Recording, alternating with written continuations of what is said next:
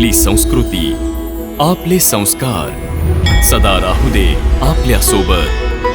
भारताच्या महान ग्रंथांचे आणि काव्यांचे संपूर्ण संकलन. सबस्क्राईब करा तिलक.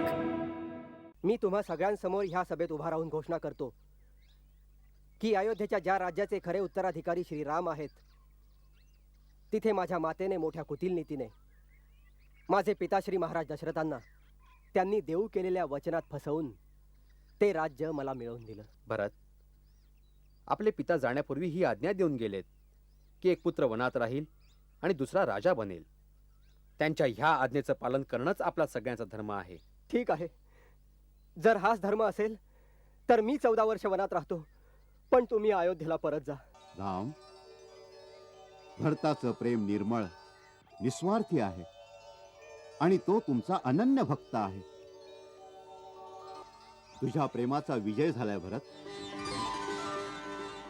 परंतु लक्षात ठेव, प्रेमाचं पण एक विधान आहे, त्याचे पण काही नियम आहेत. म्हणूनच या समयी तू हाच निर्णय घे की तू आपल्या रामाकरता काय देऊ शकतोस. राम भक्त घेऊन निघाला रामाची निशाणी. राम भक्त घेऊन निघाला रामाची निशाणी.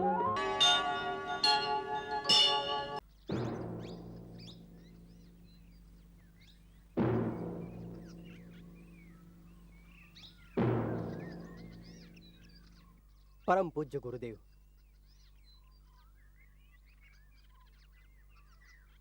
दादा, समस्त ऋषीगण, अयोध्येच्या राज्याचे माननीय मंत्रीगण आणि प्रजाजन, मी तुम्हा सगळ्यांसमोर ह्या सभेत उभा राहून घोषणा करतो की अयोध्येच्या ज्या राज्याचे खरे उत्तराधिकारी श्रीराम आहेत, तिथे माझ्या मातेने मोठ्या कुटिलनीतीने माझे पिता श्री महाराज दशरथांना त्यांनी देऊ केलेल्या वचनात फसवून ते राज्य मला मिळवून दिलं. पण अशा अधर्माच्या रस्त्याने चालणं मी कायम अनुचित मानतो, कारण राज्याचा अधिकार सदैव ज्येष्ठ पुत्राचाच असतो. आमच्या कुळाची नीती आणि विधान पण हेच आहे, त्यामुळे त्याच्या विरुद्ध वागणं अधर्मच ठरेल. मला हेही माहिती आहे की माझ्यासारख्या पापी माणसाच्या तोंडून धर्म आणि अधर्माच्या गोष्टी ऐकून संपूर्ण संसार उपहास करेल. पण मला एकच आशा आहे, श्रीरामासारखा दाता हे बघणार नाही की मागणारा पात्र आहे की अपात्र. म्हणूनच माझे अवगुण न बघता माझी ही प्रार्थना स्वीकार करा. आपल्या कुळधर्मानुसार अयोध्येचं राज्य सिंहासन ग्रहण करून मला आणि माझ्या कलंकित मातेला आपल्या पापांचं प्रायश्चित्त करायला मदत करा.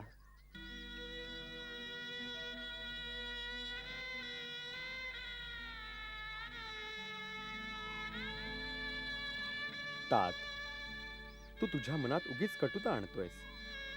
मी भगवान शंकरांना साक्षी ठेवून सांगतो की तिन्ही काळ आणि तिन्ही लोकात तुझ्यासारखा धर्मात्मा पुरुष झाला नाही आणि होणार नाही. तुझ्यावर कुटिलतेचा आरोप लावणं महापाप आहे. भरत, तुझ्यासारख्या महात्म्याचं नामस्मरण करून पाप, प्रपंच आणि सगळं अमंगल संपून जातं. माता कैकेयीलाही तेच मूर्ख दोष देतील ज्यांना खरं ज्ञान प्राप्त झालं नाही. भरत, माझ्या भावा, या भावनांच्या पलीकडे फक्त एवढाच विचार कर की आपल्या महान पित्याने माता कैकेयीला दिलेल्या ज्या वचनासाठी ना केवळ माझाच त्याग केला, पण या त्यागाच्या दुःखात आपल्या प्राणांचाही त्याग केला. अशा सत्यवादी पित्याच्या वचनाचं आपण पालन करायचं की त्यांच्या मृत्यूच्या पश्चात त्यांच्या वचनाचा अनादर करून त्यांना खोटं पाडायचं? सांग भरत, यावेळी आपल्या चौघांचं काय कर्तव्य आहे? भरत, आपले पिता जाण्यापूर्वी ही आज्ञा देऊन गेलेत की एक पुत्र वनात राहील आणि दुसरा राजा बनेल. त्यांच्या ह्या आज्ञेचं पालन करणंच आपला सगळ्यांचा धर्म आहे. ठीक आहे, जर हाच धर्म असेल तर मी 14 वर्ष वनात राहतो, पण तुम्ही अयोध्येला परत जा. धर्म म्हणजे व्यापार नसतो भरत, जिथे वस्तूंची अदलाबदल होते. धर्म अगदी कठोर आणि व्यक्तिगत असतो. जर प्रत्येकाने आपलं कर्तव्य दुसऱ्याच्या खांद्यावर लादलं तर या सृष्टीत अनाचार पसरेल. तू राजा असून असा अनाचारी विचार करतोस तर त्याचा प्रभाव प्रजेतल्या साधारण मनुष्यावर काय होईल? ही गोष्ट बोलताना तू उचित अनुचित याचा विचार नाही केलास माझ्या भावा. दादा दादा यावेळी मला उचित अनुचित काही सुचत नाहीये. बस मला एकाच गोष्टीचा भरवसा आहे की माझ्या भावाचं माझ्यावर इतकं प्रेम आहे की लहानपणी सुद्धा जेव्हा मी खेळात हरत होतो तेव्हाही ते माझ्यासाठी खोटं बोलून सुद्धा मला जिंकवत होते. आजही तेच प्रेम आठवून मी आपल्या प्रेमळ भावाला हे सांगायचं साहस करतो आहे की आजही तुम्ही उचित अनुचिताचा विचार सोडून मला जिंकवून द्याल. दादा दादा मी तुमचा तोच लहानगा भरत आहे दादा. तुझ्यासाठी तर मी आजही खोटं बोलायचं पाप करू शकतो, कारण त्यात पापाची शिक्षा फक्त मलाच भोगावी लागेल. पण तू मला असं कार्य करायला सांगतोयस ज्यामुळे आपल्या पिताश्रींचं वचन खोटं पडेल.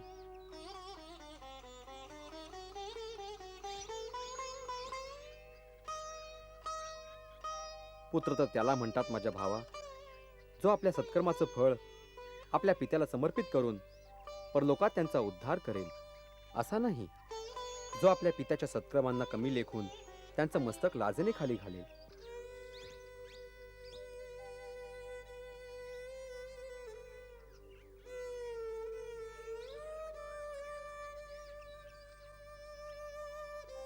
मग ठीक आहे दादा, तुम्ही तुमचं कर्तव्य करा, मी माझा धर्म पाळतो. मी पण ह्या पर्णकुटी समोर कुशा अंथरून अन्न पाणी ग्रहण न करता तोपर्यंत बसून राहीन जोपर्यंत हा निर्णय होत नाही की श्रीरामाला भरत प्रिय आहे की नाही. नाही तर ह्याच चरणांशी प्राण देऊन टाकेल. नाही नाही भरत, नाही.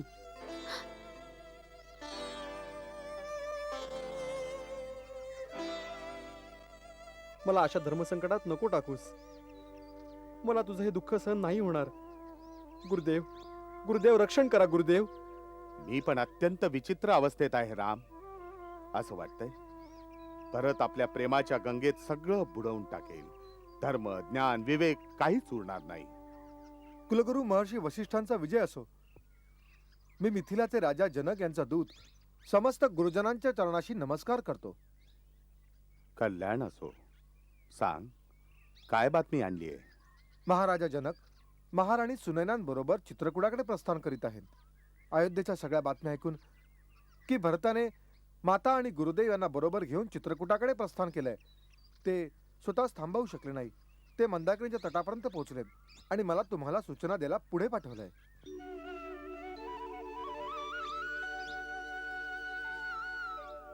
ही अत्यंत आनंददायक बातमी आहे. महाराज जनक यांच्या येण्याने आमचा भार हलका झालाय. विदेहराज निपक्षपणाने आमच्या समस्येचं समाधान करतील आणि म्हणूनच आजची ही सभा त्यांच्या आगमनापर्यंत स्थगित केली जावी.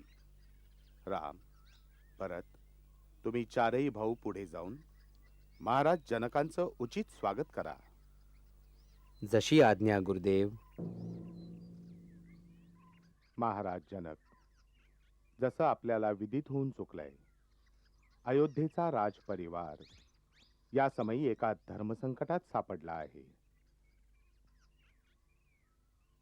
अशा समयी आपलं आगमन सर्वथा मंगल सूचक आहे. यांनी आम्हा सगळ्यांना धैर्य मिळालंय की आपण आपल्या ज्ञान आणि विवेकाने आमचं मार्गदर्शन कराल. एकीकडे रामाची मर्यादा आहे आणि दुसरीकडे भरताचं प्रेम. या दोघात सरशी कोणाची? आपण या समयी दोन्ही परिवारात सर्वश्रेष्ठ आहात. म्हणूनच सगळ्यांनी एकमताने निश्चय केला आहे की आपण जो निर्णय घ्याल सगळेजण त्याचं पालन करतील. तात, आमच्याकरता आता पिताश्रींच्या स्थानी आपणच आहात. आपण धर्माचे पूर्ण ज्ञानी आहात. म्हणूनच मला पूर्ण विश्वास आहे की आपण माझ्या धर्माची रक्षा कराल. मला आपला सेवक समजून आपण जी आज्ञा कराल मी ती पूर्ण करेन.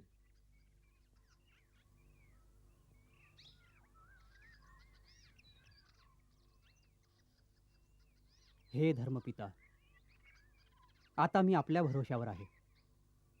आपण एका पित्याप्रमाणे मला अधर्मापासून वाचवाल.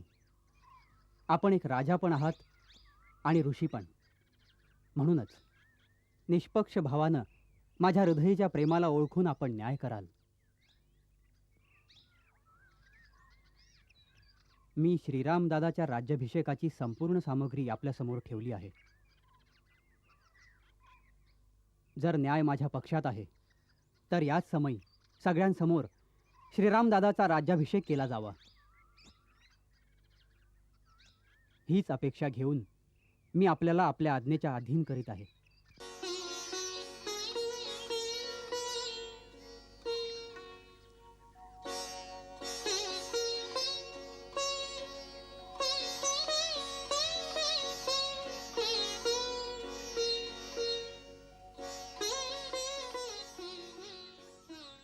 श्रीराम, श्री भरत, तुम्हा दोघात महान कोण आहे याचा निर्णय तर स्वतः ब्रह्मदेव पण नाही घेऊ शकत. आणि मी तर एक तुच्छ प्राणी आहे. एकीकडे धर्म आणि मर्यादेची सीमा आहे, तर दुसरीकडे प्रेम आणि ममतेची परिसीमा. अशा दोन्ही महान विभूतींच्या मध्ये निर्णय देण्याचं साहस अत्यंत दुष्कर कार्य आहे. परंतु या परिस्थितीत आपलं कर्तव्य समजून मी भगवान शंकराच्या चरणी प्रणाम करतो. ते जे योग्य समजतील तशी मला प्रेरणा देतील.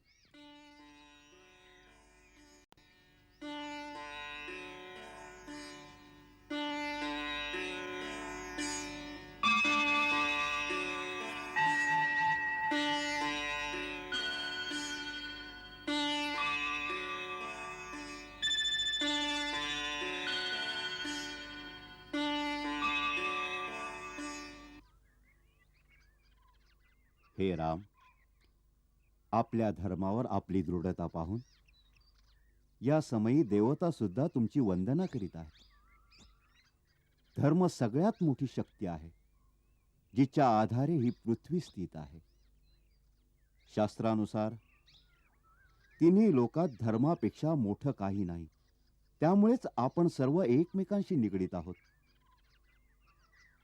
परंतु प्रेम ही अशी दिव्य नीती आहे जिच्यावर कोणत्याही धर्माचं बंधन नाही.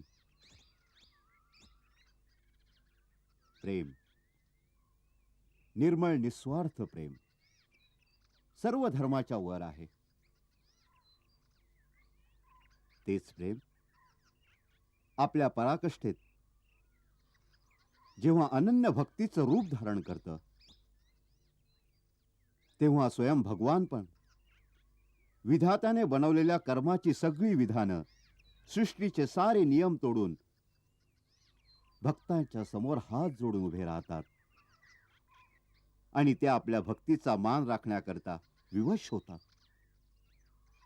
म्हणूनच या वेळेला भरताचं पारडं जड आहे.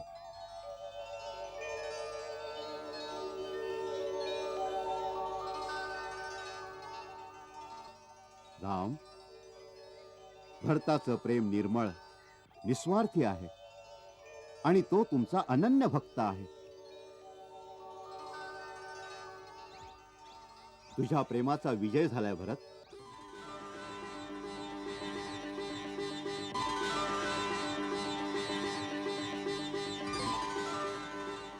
परंतु लक्षात ठेव, प्रेमाचं पण एक विधान आहे, त्याचे पण काही नियम आहेत. प्रेमाची खरी शक्ती त्याच्या निस्वार्थीपणात आहे. आणि जेव्हा प्रेम निस्वार्थी होतं तेव्हा काहीही मागत नसतं.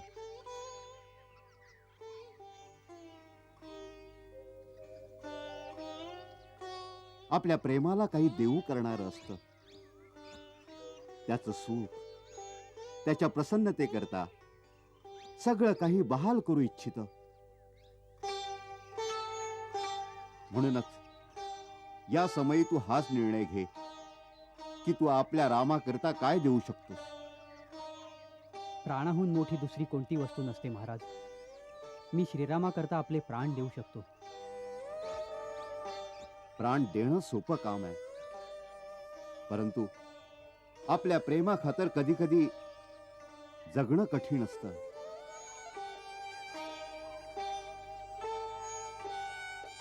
जर तू खरा भक्त असशील तर श्रीरामाच्या चरणी बसून त्यांनाच विचार की त्यांची प्रसन्नता कशात आहे, आणि ते जे सांगतील ते कार्य प्रेमाची पूजा समजून कर.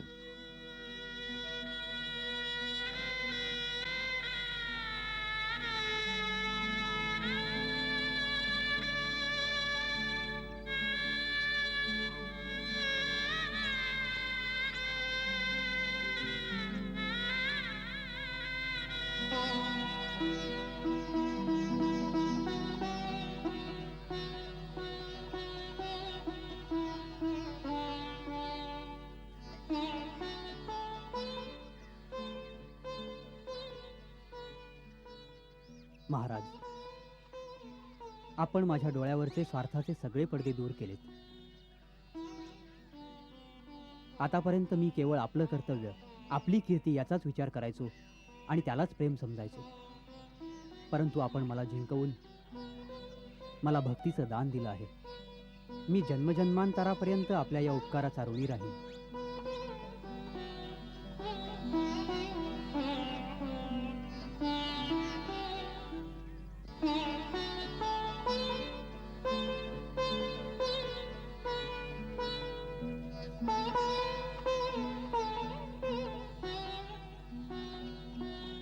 दादा,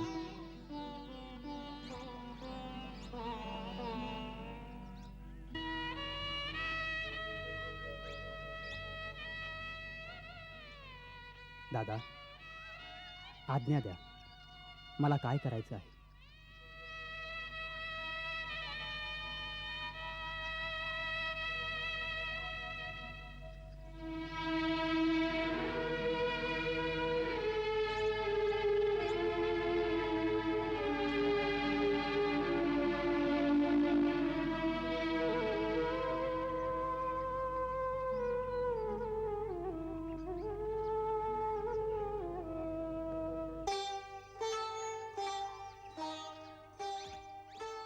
जिंकणारे खाली नाही बसत भरत. माझ्या भावा, आज रामाची तुझ्या प्रेमापुढे हार झाली आहे. जे राज्य तू मला द्यायला आला आहे त्याचा मी स्वीकार करतो.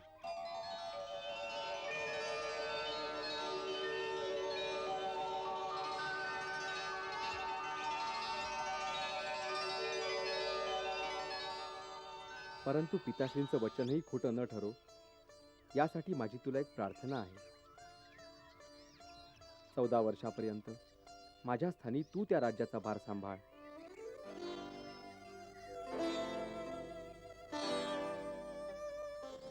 परंतु दादा, मी तर अबोध बालक आहे. माझ्यानं राज्याचं शासन नाही होऊ शकणार. गुरुदेव, आर्यसुमंत आणि अन्य मंत्रीगण यात तुझी सहाय्यता करतील. गुरुदेवांच्या आज्ञेनुसार सारी कार्य करशील तर कठीण नाही वाटणार. सारी कार्य सहजगत्या होत राहतील आणि 14 वर्षानंतर मी येऊन आपला राज्यभार स्वीकारेन.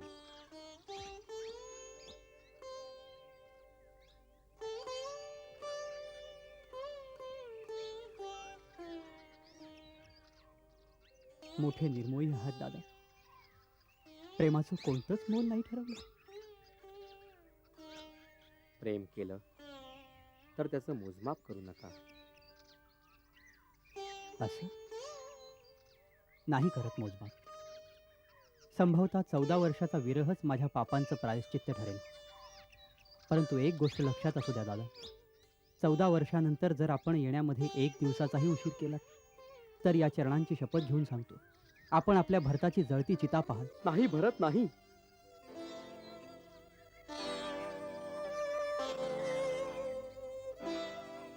भावा, मी तुला वचन देतो, माझ्या येण्यात 1 दिवस पण उशीर होणार नाही. दादा, काही मागितलं तर द्याल. वेड्या, तू माझे प्राण मागितलेस तर या क्षणी देईन तुला. बोल, काय हवंय तुला? मला आपल्या चरण पादुका द्या. चरण पादुका? हो दादा. दादा, आपलं राज्य तर आपल्या या सेवकाकडे आपली धरोहर म्हणून राहणार आहे. जेव्हा आपण नसणार तेव्हा सिंहासनावर कोण बसणार? मी आपल्या पादुकांना आपलं राजचिन्ह बनवून सिंहासनावर ठेवीन आणि नित्यनेमानं त्यांचा आशीर्वाद घेऊनच आपलं राज्यकर्म करीन.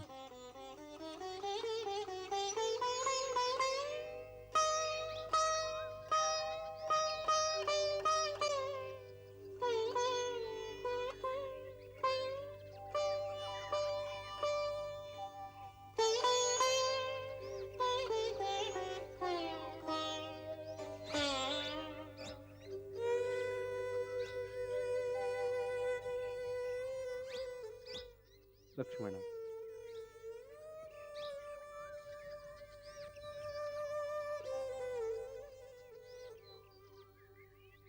महात्मा भरत, तू धन्य धन्य आहेस. तुझा सदा सदा विजय असो.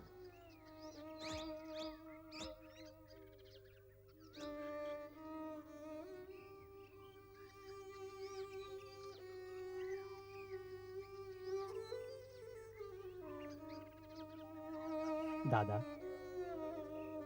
एकदा आपले चरण यांच्यावर ठेवा.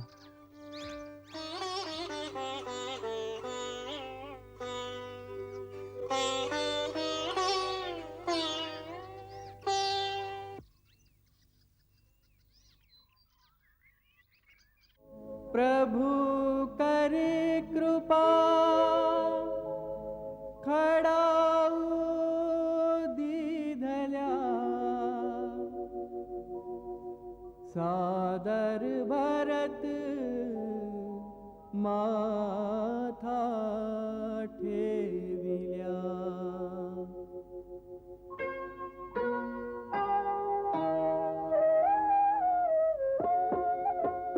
राम भक्त घेऊन निघाला रामाची निशाणी. राम भक्त घेऊन निघाला रामाची निशाणी. डोईवर खडाऊ डोळ्यात पाणी. राम भक्त घेऊन निघाला रामाची निशाणी. राम भक्त घेऊन निघाला रामाची निशाणी.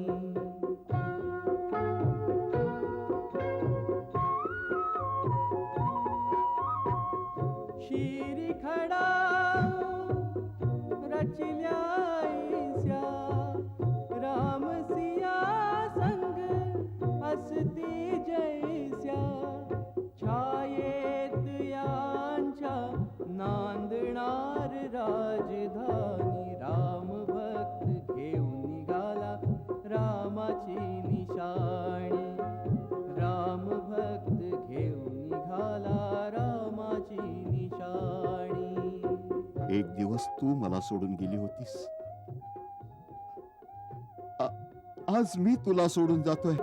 रामा विना क्षण शतका जैसे. 14 वर्ष हे सरणार कैसे.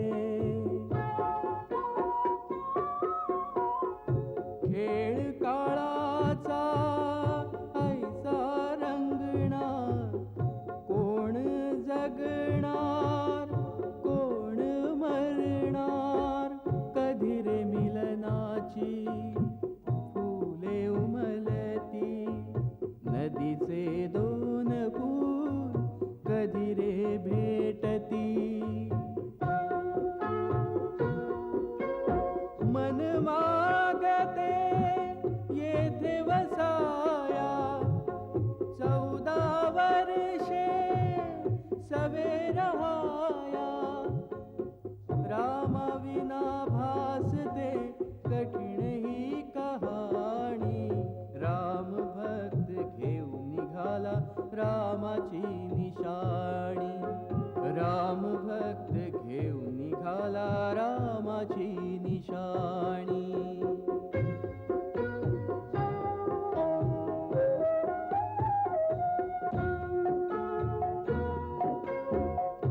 तन मन वचन